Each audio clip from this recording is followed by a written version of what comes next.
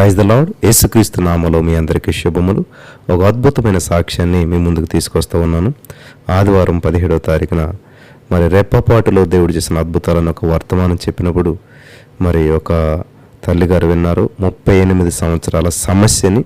మరి ఆ వర్తమానం విన్న తర్వాత వితిన్ 4 డేస్లోనే తన యొక్క భర్తలో ఎటువంటి మార్పును మరి యొక్క వర్తమానం తీసుకురావడానికి ఆవిడికి సహాయం చేసిందో, ఏ విధంగా మరి తల్లిగారు చక్కగా కుటుంబంలో శాంతి సమాధానం, భర్తలో మార్పు, మరి ఊహించిన కార్యాన్ని, ఒక గొప్ప అద్భుతమైన కార్యాన్ని మరి సహోదరి తల్లిగారు ఎలాగా పొందుకున్నారో ఆవిడ నోట మాటల ద్వారానే మనం యొక్క అద్భుతమైన సాక్ష్యాన్ని విందాం. బాబు గారు, జాషువా గారు, శ్రావణమ్మ గారికి దేవుడు ఎంతగానో ఆశీర్వదించాల మిమ్మలను, మీ కుటుంబాన్ని.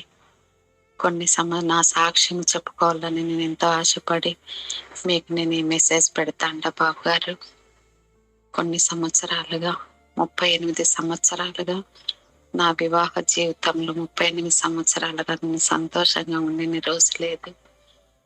పెళ్ళైన మరుసటి రోజు నుంచేనే నాకు లైఫ్ లేదని తెలిసినా కూడా నా భర్త మీద నాకు చాలా ఇష్టము. అట్లనే నా భర్త చాలా చెడ్డోడైతే కాదు, చాలా మానసికంగా ఆయన వల్ల నేను చాలా ఎదుర్కొన్నాను. తర్వాత పెద్ద అబ్బాయికి వివాహమైంది. నాకు 2 బాబులు. పెద్ద అబ్బాయికి వివాహమై 12 సంవత్సరాలు అవుతుంది. అప్పటి నుంచి ఇంకా కొత్త రకంగా ఎదుర్కోవాల్సి వచ్చింది బాధ. కానీ మా ఆయన మమ్మల్ని ఇబ్బంది పెట్టాడు, కానీ ఆయన కొన్ని అలవాట్లకు బానిసైపోయి కిడ్నీలు 2 పాడు చేసుకున్నాడు. కానీ నా భర్త నుంచి నేను కోరుకుండేది, నా భర్త నాతో ప్రేమగా మాట్లాడాలనేది. ఇది మాత్రం ఎప్పుడు నేను కోరుకుంటాను. మాకు అన్నీ ఇచ్చినాడు. ఆయన కష్టాలు పడి బిడ్డల చదువులు, వారి ఉద్యోగాలు, నా జీవితంలో నాకేమేమి కావాలో అన్నీ ఇచ్చినాడు. కానీ మా ఇద్దరి మీద సమాధానం లేదు. ఆయన నుంచి నేను ప్రేమే నాకు కనపడలేదు. చాలా ప్రేమించే భర్త. ఆయన ఒడిలోనే నేను ఎప్పుడు ఆయన బిడ్డలాగా నన్ను సాకిన మనిషి కొన్ని ఏండ్లుగా చాలా దూరం అయిపోయినాడు. ఆ మానసికంతో నేను కూడా ఎముకలకు, నరాలకు, నా అవయవాలకు అన్నిటికీ అనారోగ్యాలు, చాలా బలహీనం అయిపోయినా నేను. కానీ అనారోగ్యాల వల్ల నాకు ఏ ప్రాణహాని అయితే కలగలేదు, కానీ ఈ మానసిక రోగంతో చాలా వేదన పడినాను. అనుకోకుండా మీ వాక్యాన్ని నేను సబ్స్క్రైబ్ చేసుకున్నానే కానీ ఎప్పుడు వినిన దాన్ని కాదు మీ మాటలు. నేను ఏమో ఆయన కూడా ఒక పాస్టర్ అని వదిలేసినాను గమ్మున. ఏదో నేను కొంతగా ప్రార్థనలు అయితే బాగా చేసుకుంటాము. ఇల్లంతా 2 మనవరాండ్లు, నాకు ఇల్లంతా కూడా మేము బాప్తీసాలు తీసుకున్నాం బాబు గారు. కానీ థ్యాంక్ యూ జీసస్ అని చెప్పడమే కాదు, ఒక 4-5 రోజులైందంతే నేను స్టార్ట్ చేసి మీ వాక్యాలు విన్నప్పుడు. 38 సంవత్సరాలుగా ఉండే బెతెస్దా కోనేరు దగ్గర ఉండే ఆయన దేవుడు స్వస్థపరిచినాడంటే, నా 38 సంవత్సరాల నా భర్త, నా వేదన, నా బాధ, నా భర్త నేను చెడ్డగా చెప్పుకోలేకపోతాండాను. ఎందుకంటే ఒకప్పుడు బాగా చూసినాడు, కానీ ఆయన వల్ల నేను చాలా నరకం పడినాను. నరకం అంటే చచ్చిపోయేది నాకు గుర్తు రాలేదు కాబట్టి బ్రతికినాను ఈరోజు. అలాంటిది 38 సంవత్సరాలుగా ప్రభా, నాకు కూడా వివాహం అయ్యి 38 అయింది కదా. ఇది నా కోసమే చెప్తాను. ఫస్ట్ రోజు విన్నా మీ మెసేజ్. నేను అక్కడ స్వస్థతనిచ్చినవి, అప్పుడు స్వస్థతనిచ్చిన దేవుడు ఇప్పుడు నాకు నెమ్మదిస్తావు, నా మనోవేదన నువ్వు తీస్తావు నైనా, నాకు ఆరోగ్యం ఇస్తావని నేను ప్రార్థన చేస్తున్నాను. 12 సంవత్సరాలుగా రక్తస్రావ రోగముతో ఉన్న స్త్రీని ముట్టి బాగు చేసినావు. నా బిడ్డ వివాహం అయ్యి పెద్ద అబ్బాయి 12 సంవత్సరాలు అవుతుంది.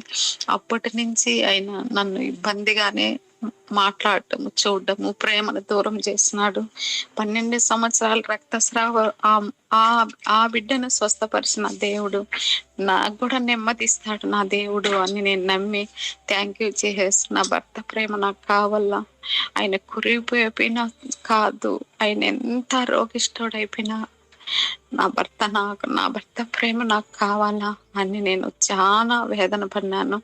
థ్యాంక్ యూ చేసేసి నా భర్తను ముందు వలె మార్చినందుకు థ్యాంక్ యూ చేసేసి అని చాలా నేను రాసినాను. కొన్ని పేపర్లే రాసిన ఈ 4-5 రోజులు ఊహించిన విధంగా ఈ రోజు నా భర్త ప్రతి ఒక్క విషయము నా దగ్గర ఒప్పుకొని తన తప్పును ఎన్ని రాత్రులు ఎన్ని సంవత్సరాలు నిన్ను వేదన పాలు చేసినాను అని తన తప్పును ఒప్పుకొని విడిచిపెట్టి అసహాయం వేస్తాంది నా మీద నాకే అని నా భార్యగా ఎంత ప్రేమ కావాలో నేను సంవత్సరం బ్రతుకుతాను 6 నెలలు బ్రతుకుతాను పోయిన ప్రేమంతా నీకు నేను ఖచ్చితంగా నిన్ను సంతోషంగా నేను చూసుకుంటానని నా భర్త అనడం నాకు ఆశ్చర్యం వేసింది. ఇది గొప్ప సాక్ష్యము. ఇది ఎందుకంటే నేను చెప్పింది తక్కువే కానీ అది నేను భరించిన దాన్ని కాబట్టి ప్రతి క్షణము నా భర్త ఇంట్లో ఉండి కూడా నా భర్త ఏడ్చేదాన్ని నా పిల్లలకు చెప్పుకొని నా పిల్లలు మాట్లాడుకుని అయిపోయినారు. కొడుకులు కోడలు మాట్లాడదు, ఎవ్వరూ మాట్లాడరు ఆయనతో. ఇంత మంచోడు ఎందుకు ఇట్లా అయినాడు అనేసి సమాజంలో చెడ్డ పేరు తెచ్చుకుంటేసినాడు. ఇప్పుడు అందరినీ క్షమాపణ అడుగుతా అన్నాడు. నా పిల్లలతో నేను మాట్లాడలేకపోతే నేను బ్రతకలేను అని. కానీ బాప్తీసం తీసుకున్నాడు. ప్రభు భోజనము అన్నిట్లోనూ పాలు పొందుతాం మేము. కానీ దేవుని పరిపూర్ణమైన రక్షణ యెహోషువ అధ్యాయము వాక్యము నా కుటుంబంలో నెరవేర్చిన దేవునికి కృతజ్ఞతలు చెల్లించుకుంటూ థ్యాంక్ యూ జీసస్ అని మరొకసారి చెప్పుకొని నా పిల్లలు ఇద్దరికి మంచి మనసు, మా ఫ్యామిలీ ఎప్పుడు సంతోషంగానే ఉంటుంది. కోడలైతే నన్ను అమ్మ అని పిలుస్తుంది. నాకు కూతురు లేని లోటు కూడా నా బిడ్డ నన్ను అమ్మ అని పిలుస్తుంది. మా ఫ్యామిలీ చాలా సంతోషంగా ఉంటాం మేము. నా భర్త వల్ల నేను చాలా ఎదుర్కోవాల్సి వచ్చి ఇప్పుడు హ్యాపీగా ఉంటాను. ఆయన చెప్పి కూడా కొంతసేపు అయింది. డయాలసిస్ పేషెంట్ నా భర్త కోసం మీరు ప్రార్థన చేయండి. నా చిన్న కుమారుని వివాహం గురించి మీరు ప్రార్థన చేయాలని కోరుకుంటున్నాను. బాబు గారు అమ్మగారు, చిన్న అబ్బాయి గవర్నమెంట్ జాబు. మాది అన్నమయ్య జిల్లా, మాది మదనపల్లి కూడా జిల్లానే. డైమండ్ ఆఫీసులో నా బిడ్డ జూనియర్ అసిస్టెంట్ గా జాబ్ చేస్తా అన్నారు. నా బిడ్డకు ఒక మంచి అమ్మాయి, దేవుడు ఏర్పరిచిన అమ్మాయి నా బిడ్డకు వివాహం జరగాలని మీరు ప్రార్థన చేయాలని కోరుకుంటున్నాను. ఈ మంచి దైవ సేవకులను బట్టి దేవునికి స్తోత్రములు. మంచి మీ మాటలే ఎంతో మందిని బతికిస్తుంటుంది, ఎన్ని వేల మందిని. మీ స్తుతులు, మీరు దేవుడు మిమ్మల్ని మీ కుటుంబాన్ని ఆశీర్వదించాలని కోరుకుంటూ నాలాంటి దౌర్భాగ్య స్థితిలో ఉండే ప్రతి ఒక్క కన్నీరును దేవుడు నాట్యముగా మార్చే శక్తి సామర్థ్యము అమ్మగారికి మీకు ఇచ్చిన విధానాన్ని బట్టి మీకు దేవునికి థ్యాంక్స్ చెప్పుకుంటూ మిమ్మల్ని మీ కుటుంబాలను దేవుడు ఆశీర్వదించాలని కోరుకుంటున్నా. బాబు గారు, గాడ్ బ్లెస్ యూ.